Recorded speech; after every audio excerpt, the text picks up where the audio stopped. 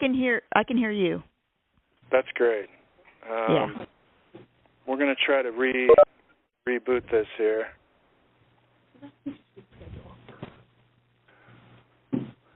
And so Jenny Heater is from the National Renewable Energy Lab, and she's going to pick up our presentation. I apologize for the technical difficulties before, but you didn't really need to hear me speak. Dan French, Brownfield Listings. We're a national redevelopment marketplace and project platform. Brightfields are our biggest segment. They're growing fast. We're putting together an event next month, and you saw some of those slides. I apologize if you couldn't hear me before, but my remarks aren't important.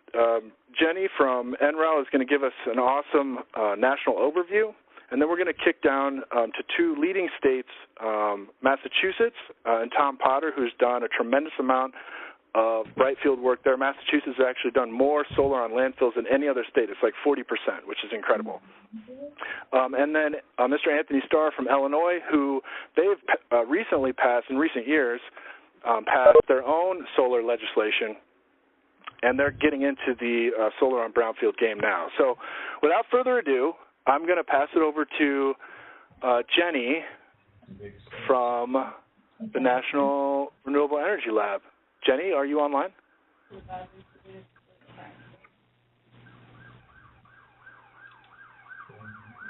Let's try to get Jenny's audio. Siren. Yeah, I think it's...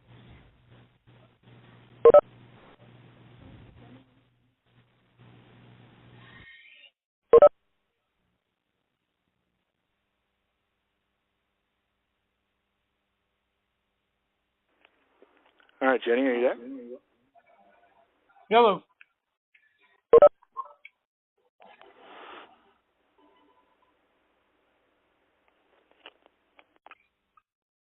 Hello. Hello. Hi, this is Jack Taylor. This is Pam Johnson, Alger County Treasurer. Hey, how you doing? We're trying to get the audio going here. Jenny, are you able to dial in? Or are you online? I'm dialed in, but I don't think you guys can hear me. Yeah, I can hear you now. Now we can. I can hear you. Can you compute all these people are introducing them? Great. I'm getting a lot of background noise, though, from other folks who are not muted. Yeah, we're going to try to clean that up. Right. So, okay. Jenny, can you hear me now? It's just not working.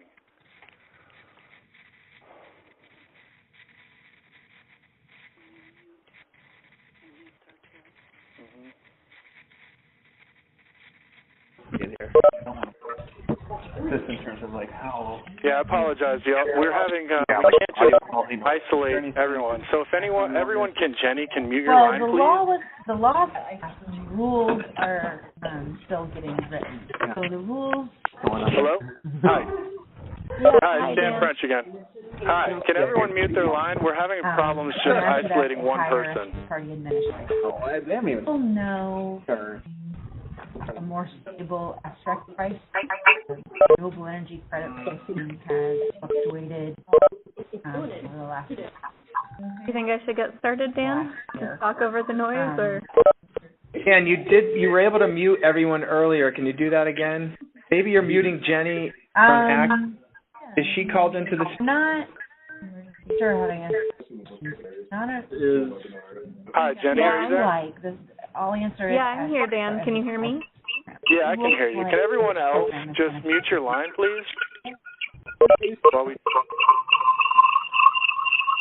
I don't know why we can't mute everyone. Renewable energy credit system. Sometimes people call in with their computer audio, so they may have to mute themselves through the computer.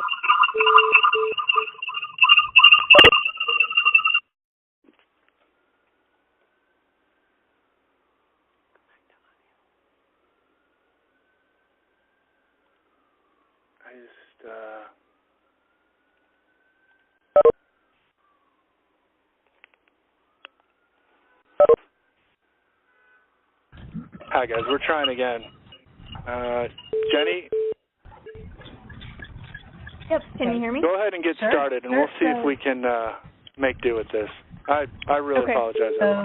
Okay. I will proceed and if I cut out, just let me know. So, again, this is Jenny Heater with the National Renewable Energy Lab. If you're not familiar with us, we are the Department of Energy. The Department of Energy. I have a lot of slides to go through on markets and trends for solar, and wanted to answer some questions here. First one to think about is what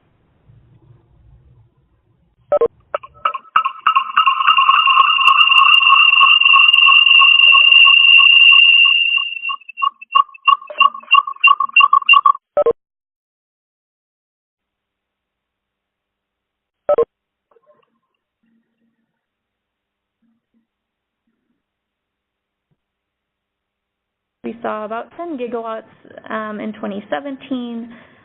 That was down from about 15 gigawatts in 2016. You will notice, though, that there was a big bump in 2016. Overall, deployments are increasing year to year if you ignore that bump year of 2016. So that bump in 2016 was due to a couple of things, but primarily folks in late 2015 were concerned that the investment tax credit, which provides a 30% tax credit for the cost of a solar system, folks were afraid that that tax credit was going to be phased out. So there were a lot of contracts signed, and those projects really got built in 2016. I'll talk a little bit more about state trends in the next couple slides, but just overall, when you're looking at 2017 alone, California is obviously the biggest state market for PV, but actually the Southeast had quite a big year in 2017 as well, followed by Northeast, Southwest, Texas, and other regions. Seems like we got the audio sorted out, so good. And we're looking at installations for, among the different states and how that's changed over time. California in the blue there has always been a big chunk of overall PV deployment in the U.S., followed by the next 4 states in green there. You will see, interestingly, some of these trends are starting to shift a little bit. So in 2017, actually, the California market contracted for the first time in over 12 years. So their share of the market also declined as well. And you also see that those states outside of the top 5 were contracting as well, even though on a capacity basis, they're still increasing from 2015. So I want to turn also to breakdowns in utility scale PV versus residential scale PV, since I think folks on this call are really more focused on that commercial or utility scale of systems. So we hear a lot about California, obviously, but thinking about, which states have the most utility scale solar installed. Do you think it would be California, New Jersey, Massachusetts, California, North Carolina, Arizona, or Texas, California, and Nevada? When we look at the data for utility scale PV only, the leaders really are California, North Carolina, and Arizona. So California, you'll see on the left-hand side there, is over 9 gigawatts of utility scale PV installed. So clearly the state leader there, but we don't want to forget about states like North Carolina, which sometimes don't come to mind when folks think of solar resource or large solar projects. And we also see some large project development in states like Georgia, done mostly through utility procurement. On the residential side, folks might know, we'll hear from Massachusetts later, but they are one of the leaders in distributed PV installed capacity. So that would be residential and your smaller commercial systems. California is still the leader there as well.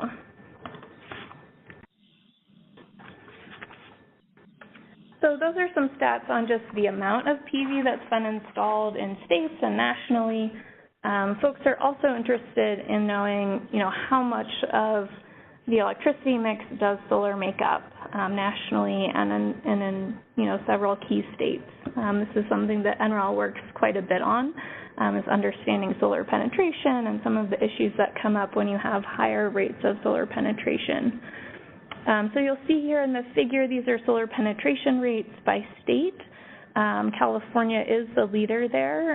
In 2017, they were at about 15%, up from about 7% in 2014. So you see a steady increase in that solar percentage.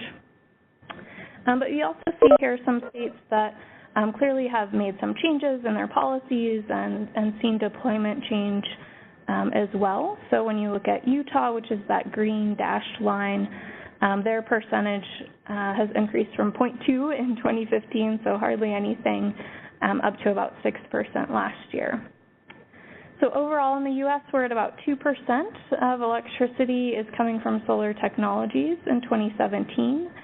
That's about a doubling from 2014.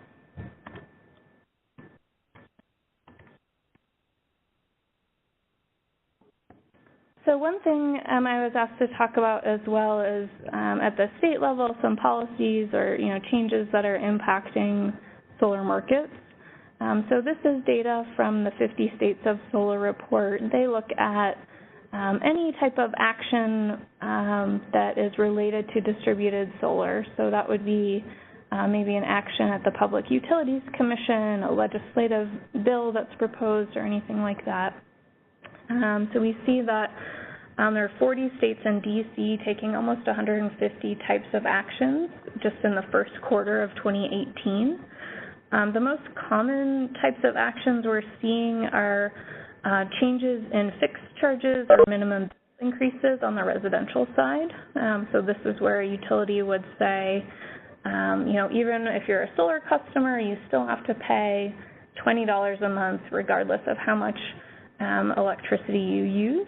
And utilities say that that's, to compensate the utility for some of their fixed charges that they have regardless of whether the customer has solar or not. There are also a lot of actions proposed on just compensation rules and net metering studies happening. So all of these conversations are really focused on how much should solar generators be paid, what are some of the values that can be ascribed to solar generation.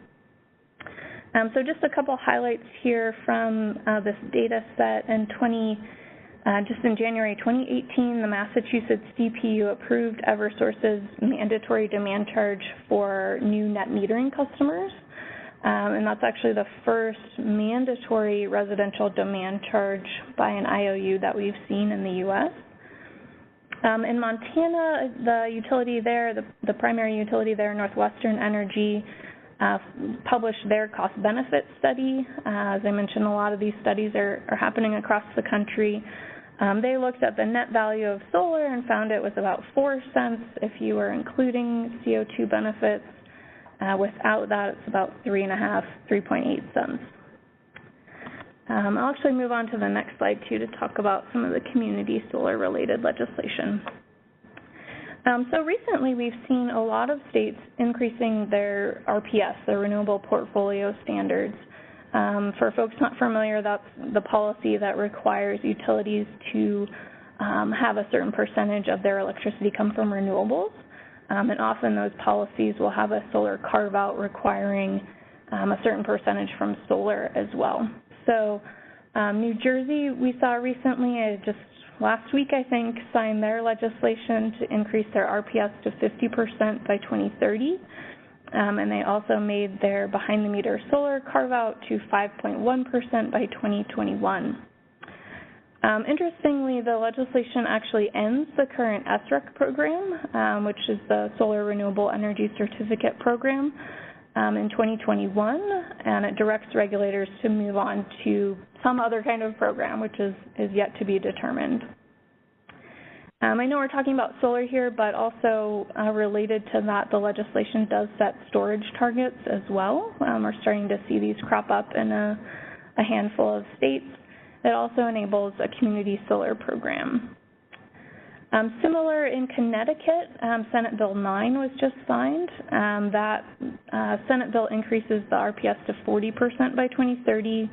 It also creates a community solar program.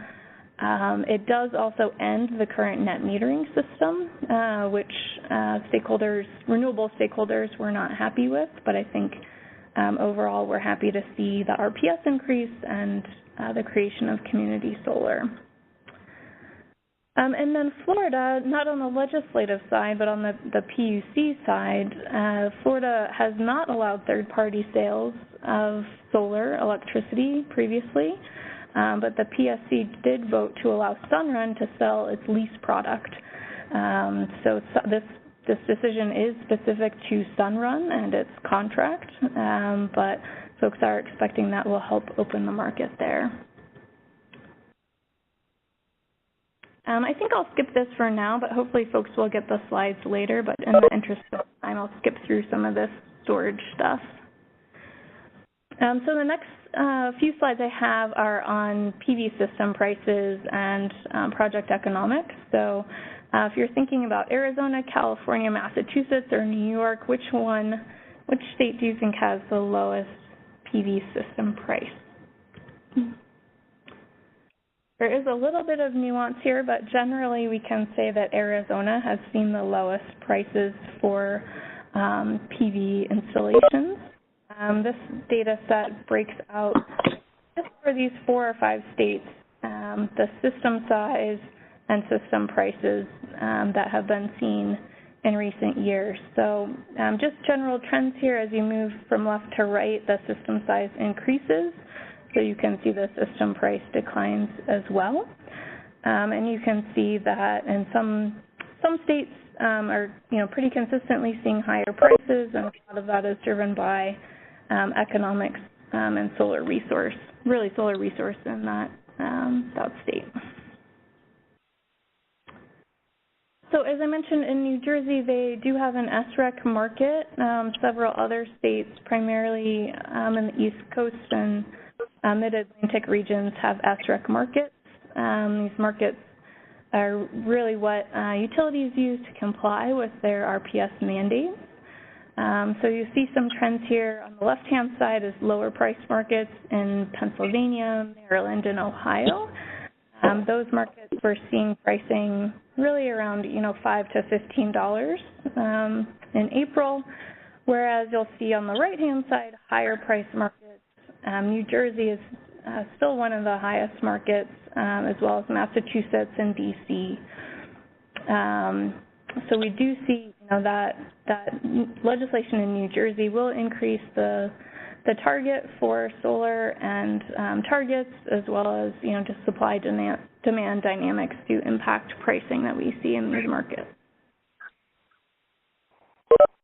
So I just have a couple slides left that are really more focused on resources we have available. NREL just kicked off its training program for city and county staff people. So if you are a city or a county, I would encourage you to check out this link. We have developed a training program that walks you through everything from how to develop a solar or renewable energy goal through issuing a request for proposal for a PV project or projects. At the site above, you'll see content on each of these areas. And for the content, we typically have a training module, which we try to keep brief. They're usually, I would say, on the order of 15 to 30 minutes, where an NREL expert is walking you through the topic. And we also have some case studies, and we went out and interviewed folks at states and cities and universities to get some of their experience. And then I wanted to highlight that we have 2 training modules for NREL tools. So the Reopt Lite demo, you can see in the bottom left there. That tool allows folks to model solar, storage, or solar and storage together and understand how much of either or both of those resources they should install based on how much site availability they have and their utility rates and incentives and things like that. And then we also have a training on the System Advisor model. This was really designed as a 101 training for folks who are, not into the nitty-gritty of all the System Advisor model can do, but if you're just trying to understand, does this project make sense to investigate further? What are some of the key assumptions that you should plug in there, the results you're looking for? So I just have one more note on resources. NREL is working with the U.S. EPA to help cities and counties install solar. EPA just launched their solar project portal, which the link is down there below.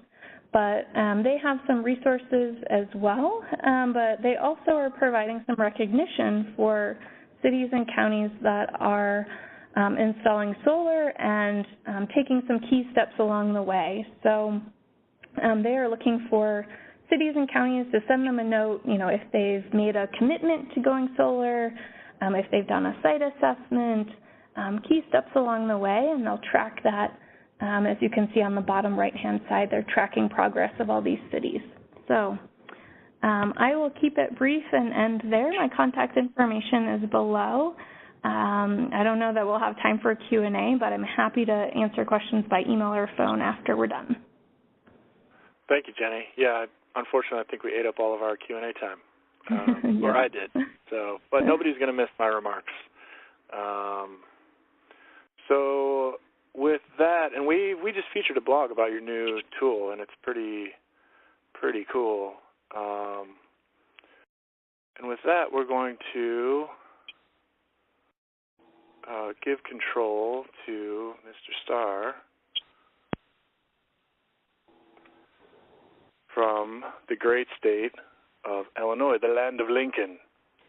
Anthony, are you there? Yes, can you hear me? We can. Okay, hold on just a moment. Let me share my presentation. There you are. All right, thank you, Anthony. Take it away. Okay, great. So again, this is Anthony Starr. I'm the director of the Illinois Power Agency. I don't know whether it's good news or bad news, but I talk very quickly, so hopefully I can help us get back on schedule. So just a quick moment about who is the Illinois Power Agency. We're have a slightly different structure in Illinois than other states have.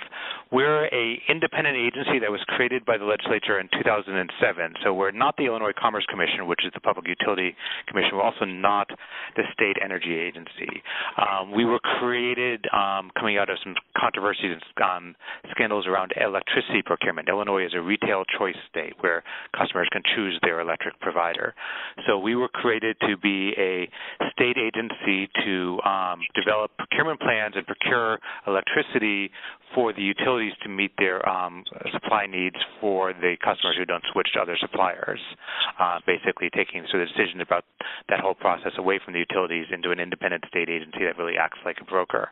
We also are tasked with implementing aspects of the state's renewable energy portfolio, and I'll be getting into that in more detail. We have a few other responsibilities around resource development and clean coal that we're authorized to do. None of those have really become activities for us yet. So the big news in Illinois was what's known as Public Act 990906, more colloquially known as the Future Energy Jobs Act. It passed in late 2016 with an effective date of June 1st, 2017. So we're coming up right now on the one-year anniversary of this new law. It does a whole bunch of things. First of all, it expands and consolidates the state's renewable portfolio standard into a central model. I'll get into that in a little bit more detail. It takes some funds that have been collected from alternative suppliers for renewable energy resources and uses those to create a low-income solar program. It also creates the provisions to allow utilities to offer what's known as basically virtual net metering so that we can enable subscriptions to community solar projects. There is another opportunity in the Act that the utilities will now be offering smart inverter rebates for distributed generation community solar projects. These are inverters that the utilities can control at times to help manage grid operations, and you put one of those in and you get a rebate, and it should help the grid work more efficiently. That's still, a lot of the details of those are still being worked out. Number of things expanded and consolidate our state's energy efficiency portfolio, and the Act also created a zero emission standard, which is to purchase what are known as zero emissions credits, just as a way to support what are known as at-risk nuclear facilities. So in terms of the renewable portfolio standard, for a long time, Illinois really did not have a renewable portfolio standard. We had at least three. I think at one point I actually figured out an argument that maybe it was more than that, but several different compliance methods. The bulk of the load in Illinois is served by alternative suppliers. They had one way of complying with the state's renewable standard. Customers who were on default service, typically residential small business customers who had switched, had another way, and we have a small segment of customers in Illinois who take hourly pricing. They had yet another way of paying for renewable energy. So it made life very difficult because we had these different buckets as customers switched back and forth between different categories. Funding went up and down, and it really made long-term planning difficult. So the Act basically has a process that's being phased in over the next couple of years that consolidates this all down into one mechanism. It also adds to the percentage goals that we have, like many other states, some specific quantitative targets for renewable energy credits from new build projects that I'll be getting into in a moment. And this is all funded now through a delivery services charge on people's electric bills. The law has the Illinois Power Agency develop what's known as the Long-Term Renewable Resources Procurement Plan, which is a plan that really has a little bit of a longer-term view and really is designed to set forth what we're doing and how we're going to get new resources built. Coming out of that, there are going to be procurements, but we also have some targeted new programs. Now, let me take a moment here to sort of say that the Illinois process is focused on renewable energy credits. The RPS is complied through the purchase of renewable energy credits, and that is really what we do. So it's a bit different from other states in that that's the focus of how we're doing the RPS. What this means is that the electricity that a renewable energy project produces is not really part of the RPS. That could either be, if you're a net metering customer, be provided utility through net metering. And if you're developing larger scale projects, you're really on your own to either sell the power into the market or find someone else to buy the power from you. But again, what we're doing and the incentives we're creating are all focused around renewable energy credits. One thing to note there that potentially can cause issues with certain types of projects is that when you sell your renewable energy credit, that means you're transferring the environmental attributes of the electricity you've generated to somebody else. So if you participate in one of the IPA's programs and you sell the renewable energy credits to the utilities, that may limit what you can say about your project and what environmental attributes you have that are associated with it. Should be an interesting topic in coming months and years. So specifically going into the renewable portfolio standard, one interesting thing the law did was it anticipated it would take us a while to get new procurements and programs up and running. So outside of our regular procurement process, it had us do what are known as initial forward procurements. These were 15-year contracts for RECs from new utility-scale wind and new utility-scale solar or brownfield projects. And one key thing there is in these initial forward procurements, there was not a distinction between brownfield and utility-scale solar. They all were evaluated together, and they were procured through RFPs that were based upon price only. Those procurements had a goal of 1 million RECs per year, each from wind and solar. Then the law also has a set of new quantitative targets that are through what we're going to do in our plan of 2 million RECs by 2030, 3 million by 2025, 4 million by 2030, each from wind and solar. And in that, there is a specific brownfield site carve-out of 2%. Meanwhile, as we're doing all this larger scale stuff, the IPA is also developing and is going to be administering what's called an adjustable block program. This is the incentive program for solar DG and community solar projects. We're working on that. We hope that program will open later this year.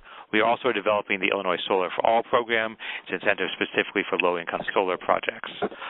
All of these sorts of things, these larger projects, the adjustable block Illinois Solar for All are laid out in our long-term renewable resources plan. We published a draft of that plan back in September, and it went through a process of having stakeholder comments and then went through a litigated proceeding before our Commerce Commission. It was approved in April.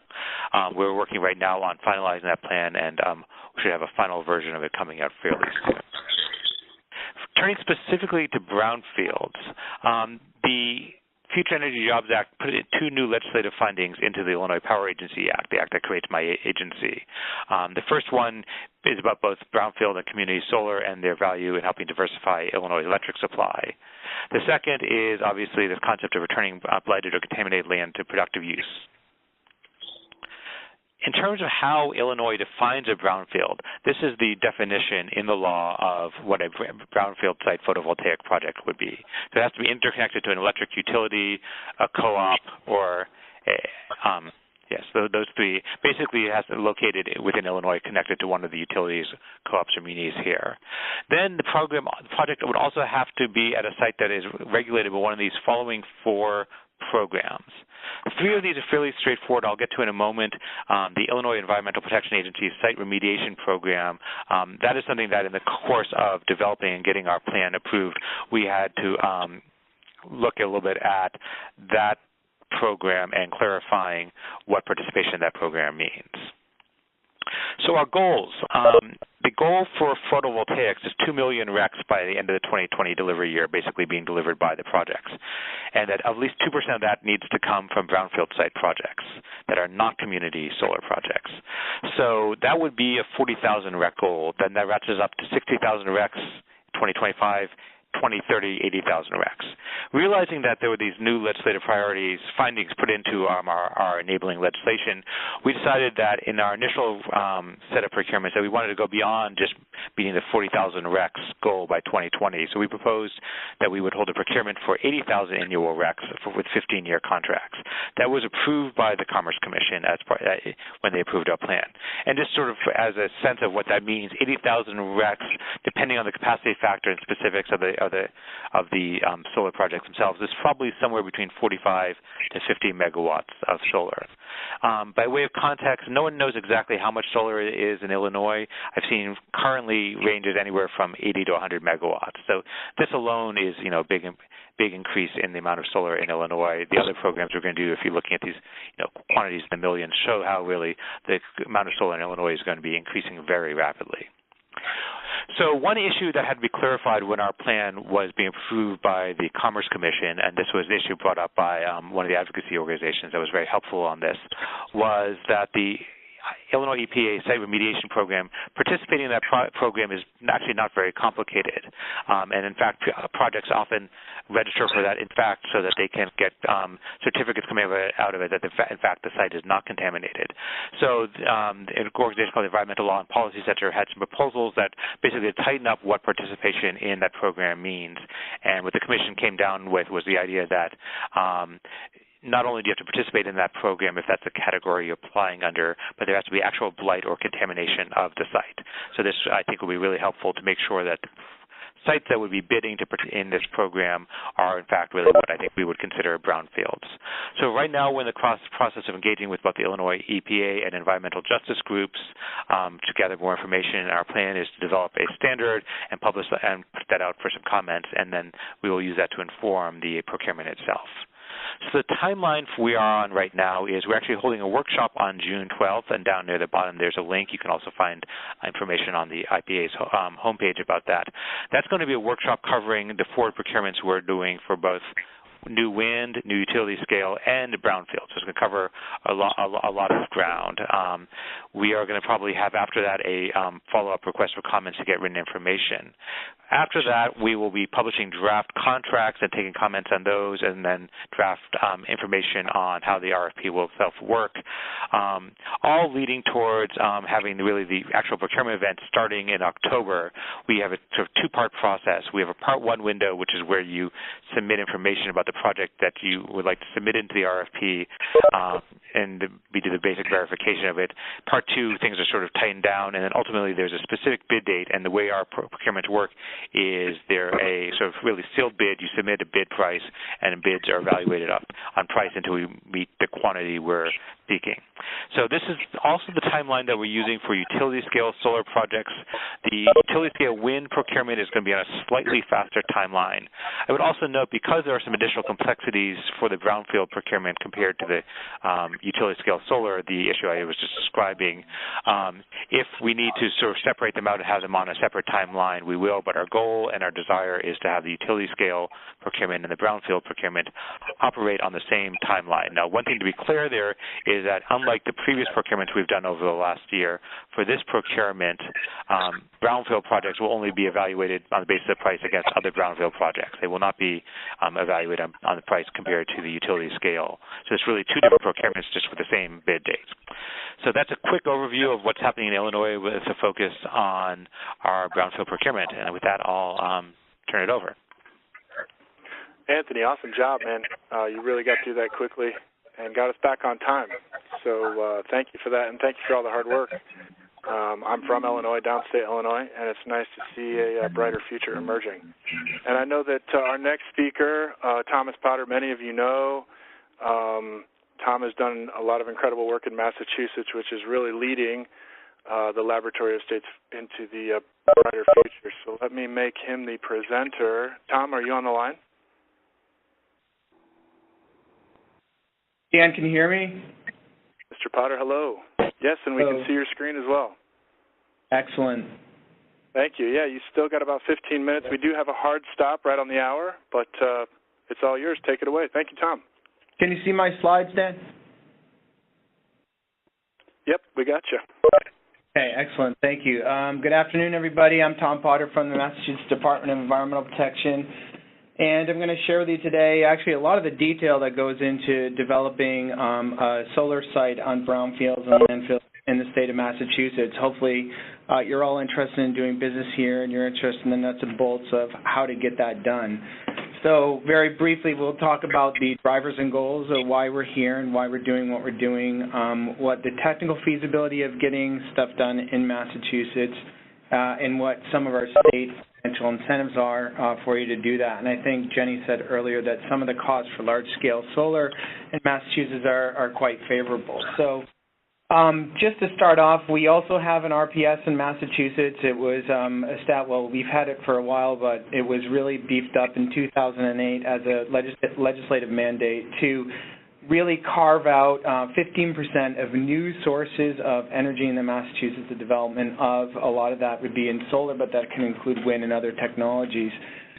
So that gave a real boost to establish a market for building solar in the state. The other boost was that we are a state that is involved in the Regional Greenhouse Gas Initiative, the reduction in greenhouse gas emissions in the Northeast. And so we have a goal to reduce those, and a part of that plan is to move to a renewable energy, clean energy economy or fuel source versus petroleum. The way we went about doing it was we combined, in our executive office, we combined the Department of Energy Resources with the Department of Environmental Protection so that we were all working together to meet these legislative mandates. Then we established a program called the Clean Energy Results Program, where we had the Department of Energy Resources, the Massachusetts Clean Energy Center, and the Department of Environmental Protection all work together to try to get these projects built, to work with developers and other stakeholders to look at our regulations and our programs and to see where we can make these fit well within the state. And so we all work as a team on that, and we're required to by the administration, which is a real good boost if you want to get anything done in state government. Just a little bit of overview of what we've accomplished so far since 2008. On the contaminated land brownfield side, we have developed about 39, or have in the works 39 total projects, which equals about 111 megawatts of power, either operational or proposed. Our initial goal in the beginning of 2011, when we established the Clean Energy Results Program, is to build out about 75 megawatts of renewable energy on this type of property, and we've already exceeded that, which is really tremendous. That goal was meant to be achieved by 2020, so we're very early there. And then, as Dan mentioned also, we're having a tremendous amount of success with our landfill property. We have 92 total projects totaling about 208 megawatts at those locations as well. He was mentioning earlier that's about 40% of our landfills. I'm not clear on those actual statistics, but I do know that of capped and ready-to-be-built landfills, it's quite significant. So, and we're very proud of this, and things are still moving forward quite rapidly, and we'll talk about that later. Some things we'd like for you to consider when you're in Massachusetts, and some things you're probably going to want to know about or ask about, is where are these locations and what's available for development. From a contaminated land brownfield side, we have about 40,000 sites that have release conditions on them, which would be one of the criteria to qualify as a brownfield or contaminated piece of property in our state.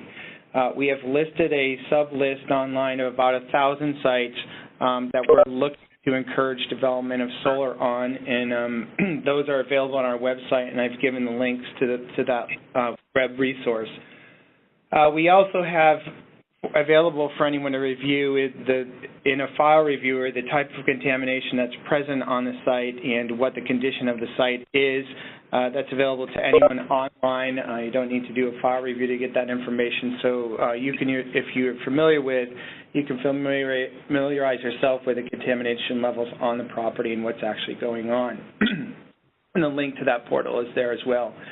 To establish site control and ownership, you would want to go to where our land records are located, which is by county in the state of Massachusetts, and at the local registry of deeds offices, and that hyperlink is there for that information, so you can contact the owners and see if they're actually interested in doing a solar project. What we'd really like you to consider is all the environmental issues that go along with developing a piece of property. Specifically, we have a robust wetland program in the state of Massachusetts where we do protect the wetland resource as well as the 100-foot buffer zone around that resource. We have plenty of GIS applications available that you can use. It's a tool by MassGIS called Oliver that you can work with all the different layers to see what type of environmental resources are present on your property before you go ahead and build your solar project or look into building your solar project. For the cleanup program and the way that works in Massachusetts for assessing and remediating properties, we have a privatized cleanup program for brownfields. That means you have licensed site professionals that do the cleanups on behalf of the state. You'll want to engage them when we're working with contaminated property. It's a very flexible cleanup program. There are liability relief endpoints to a lot of things, and we do have a liability fact sheet written specifically for solar projects on brownfield and contaminated property for you to look into if you're nervous about obtaining any liability when dealing with these type of properties. It's a question that comes up quite often. Other considerations for Massachusetts cities and towns when working with your solar projects is getting a zoning permit if it's necessary, a building permit certainly, and all cities and towns in Massachusetts administer the Wetlands Protection Act, the environmental condition I was referring to earlier that's pretty robust, so you'll want to engage with them on the town and city level when doing your project. And not to miss out on your utility interconnection. This is usually the first thing that every solar developer looks towards is there availability on the line and how do I figure that out? You deal directly with the utilities. We have 3 major public utilities in the state, and there's usually a application process where you can send in and figure out how busy that line is and whether or not you'd be able to connect the project that you're interested in once you finally decided the site that you're interested in. Okay, moving on to our financial resources that are available for these projects. We have the State Cleanup Fund, which is administered by Mass Development, another state agency. If you were to do any cleanup of these properties ahead of installing your solar PV array, you would want to maybe look into getting any kind of financing available from the folks at Mass Development for either the assessment or the cleanup. They're mostly loans at this point. It's not really a grant program anymore. EPA does have a grant program too, so you may want to consider some of these things and looking at any of the cleanup options. I've given links to those vehicles there. We also have a tax credit that expires in January of next year, so similar to some of the solar tax credits, this one will also be expiring, and I haven't heard whether or not it'll be extended. So back in 2016, the administration passed an act relative to solar energy, which raised our net metering caps, so we do have net metering in the state of Massachusetts. And they also directed our Department of Energy Resource to develop a new solar incentive program. We were an SREC state, or a REC state, like what I was referring to. And most of our solar programs, the incentive relied on the REC price, and we're moving in a different direction with that now. And I think Jenny was mentioning that Connecticut is doing a similar thing. So the net metering cap is currently 8% on private projects and 8 public, 7% private. I will tell you that that cap is currently met or very close to in some of the public utilities, and there is legislation afloat to maybe increase that cap or change that in some manner. I haven't heard of anything being passed. This comes up maybe every 2 years, and I think the administration is trying to move away from this. Another thing that happened out of the 2016 energy bill was that the compensation rate for commercial scale projects of 100% of the retail rate is no longer. That's been reduced to 60% going forward. So the way we were working for many years, starting off in 2009, is, like I said, we had a REC program. We called them solar RECs, so SRECs, where we established goals of developing 400 megawatts at the very beginning by 2020, and we exceeded that really quickly by 2013. Then we created another program of another 1,200 megawatts for a total of 16 by 2020, and we exceeded that again very quickly. We're currently in a kind of a limbo right now between the new tariff-based program coming out in this year and the old SREC program. So you can still develop projects under the SREC program. You're receiving 50% of a REC on a brownfield or landfill type property currently for those, and what we're seeing now is folks are starting to ramp up to develop under the new SMART program or the new tariff-based program, that's Solar Massachusetts Renewable Target, and that will be another 1,600 megawatts of solar. So we're looking at doubling what we've already done.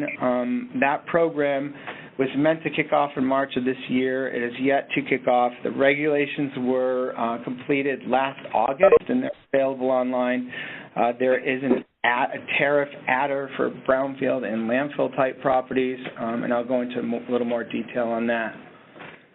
So the way the program works, it's a declining block program. It's similar to something like New York has established. For every 200 megawatts, it will decline by 4%, the incentive. So folks right now are we're working on permitting for some projects that are trying to get into the first few blocks to get the best prices. I'm not sure how this is going to work out long term. And talking to some developers, they think maybe the first few blocks will be the best. And then maybe the last few wouldn't be something they would even pursue. So I'm not sure where that's going to go. We do have the ability to change the program in the future. There will be a price for all projects based on size. This is just an estimate of what that price in cents might be and the length of term that you'll get for that price. And then you can see we have different adders that you can add to projects for basically the location. And in this case, we're talking about brownfield and landfill, and then the type of project, like low income, community shared solar, which Anthony was talking a lot about for Illinois.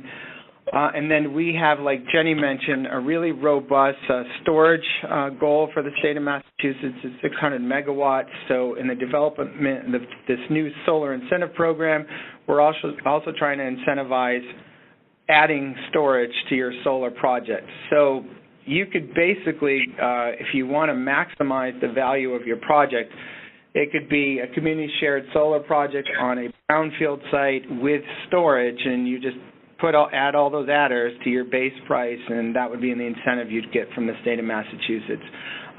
In speaking with developers, most developers now any solar project that we're going to think about installing are really interested in going the storage route. It's really good to hear. We're looking at solar peaking standard for our grid as well, based on renewable energy, so that's pretty going to help things a lot too. At the bottom, we're trying to put people on these boxes, I guess, as far as land planning and land use planning is concerned, but we are also open to the idea that we need to have other options besides landfill, brownfield, and such.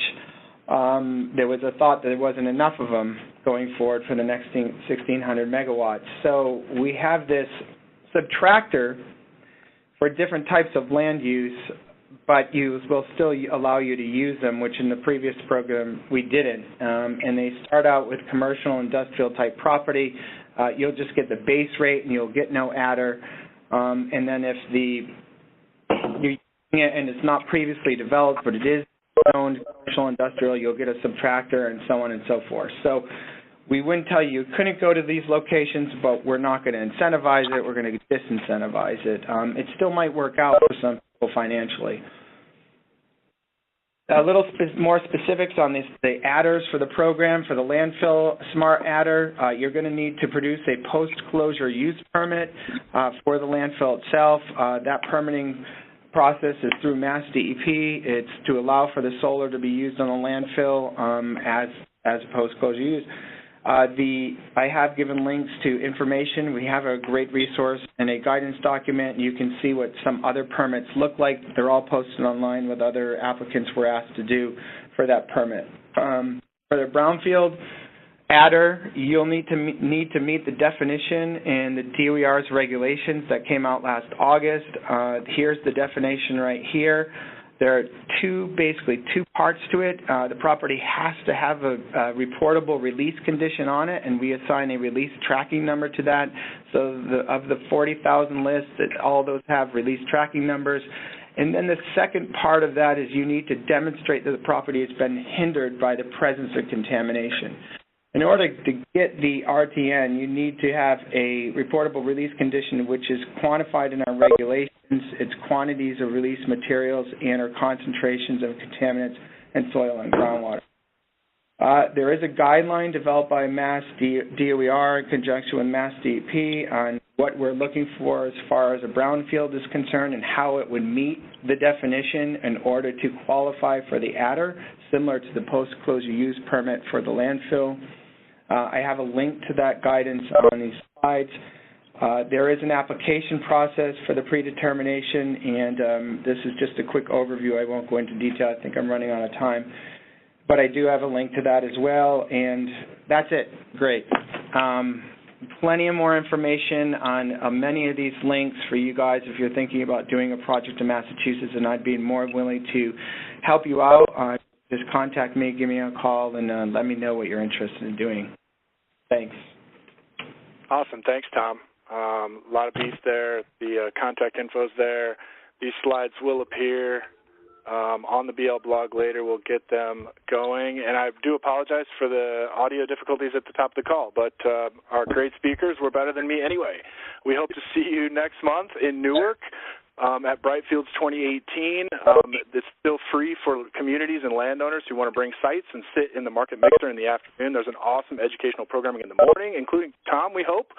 And thanks to the New Jersey Innovation Institute, which is an NJIT corporation, because they're the ones who've organized this. They've brought in some of the other tab providers. There'll be a lot of technical assistance that you can access at the Brightfields conference. The idea is to put everything that you would need to get a project going all in one place at the same time. So thank you very much, and we'll see you next time.